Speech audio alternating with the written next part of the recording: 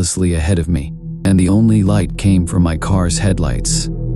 I was driving alone through the night, and it felt like I was in the middle of nowhere. The highway was empty, and there were no signs of life around, just darkness and the occasional rustle of wind through the trees. It was getting late, and I needed gas. I checked my fuel gauge. It was almost empty. I started to worry, wondering if I would make it to the next gas station. Just when I was about to lose hope, I saw a dim light in the distance. As I got closer, I realized it was a gas station, a small old one, with a single pump and a flickering neon sign that read "Open." The gas station looked abandoned. The building was worn down, with peeling paint, and only a few lights were on. But I had no choice. I pulled up to the pump, turned off my car, and stepped out. The air was cold, and there was a strange stillness around me.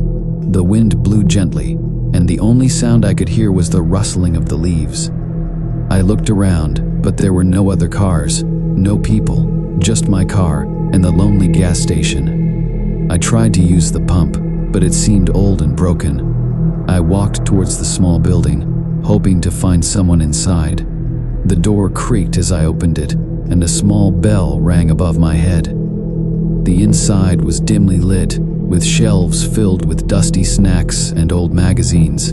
There was a counter at the back, with a man standing behind it. He was tall and thin, with a pale face and dark eyes that seemed to stare right through me. He didn't smile or say anything as I approached. "Excuse me," I said, trying to sound friendly. "I need some gas. The pump doesn't seem to be working." The man nodded slowly, his eyes never leaving mine. He reached under the counter and pulled out a key. Without a word, he handed it to me and pointed towards the pump.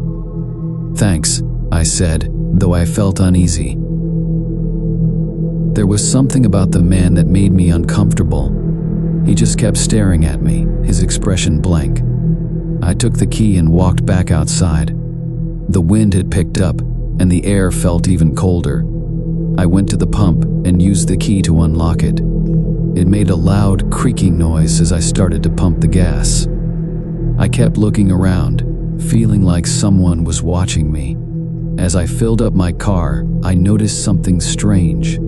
There was a figure standing at the edge of the gas station lot, just beyond the light. It was hard to see clearly, but it looked like a person, standing still and facing me. I squinted, trying to get a better look, but the figure didn't move. A chill ran down my spine, and I quickly finished pumping the gas. I put the nozzle back and turned to get in my car. When I looked back towards the edge of the lot, the figure was gone. I felt a wave of fear, but I tried to shake it off. Maybe it was just my imagination. I got into my car and started the engine. I was ready to leave this creepy place behind. As I drove towards the exit, I glanced back at the gas station building. The man was still standing behind the counter, watching me through the window. But there was something else, another figure, standing just outside the building, in the shadows. It was tall and dark, and I couldn't see its face. I pressed down on the gas pedal, wanting to get away as fast as possible. The road ahead was dark, and I focused on the headlights, trying to forget what I had seen. I drove for a few miles, and the uneasy feeling began to fade. I told myself it was just a weird place, and I was tired. But then, I saw something in my rearview mirror. There was a car behind me, its headlights off. It was just a dark shape, following me at a distance. My heart started to pound. Where had it come from? I hadn't seen any other cars for hours. I tried to ignore it, hoping it would turn off or disappear.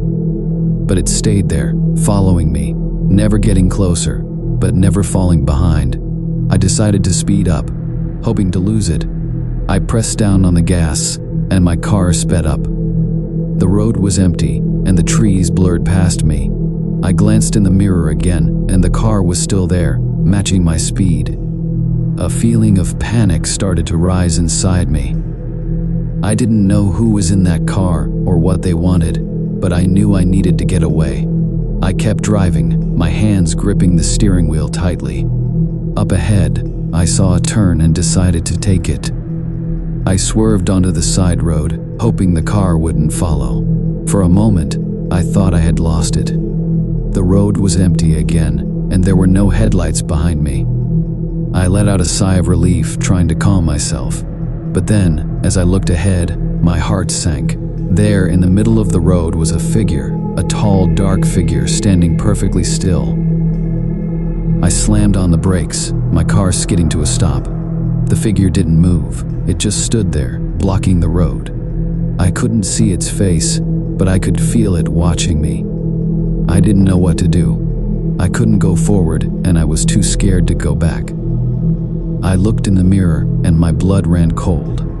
The car that had been following me was there, its headlights still off, slowly coming closer.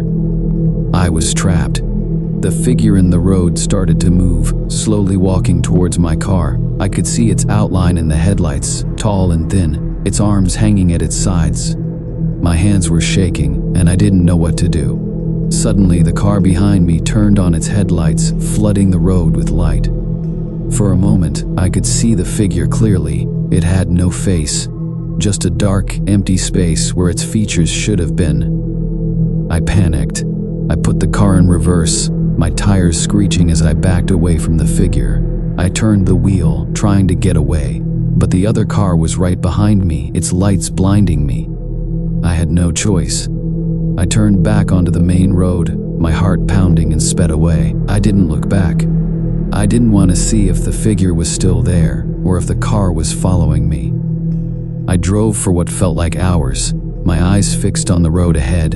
Eventually, I saw lights, a town, small but alive.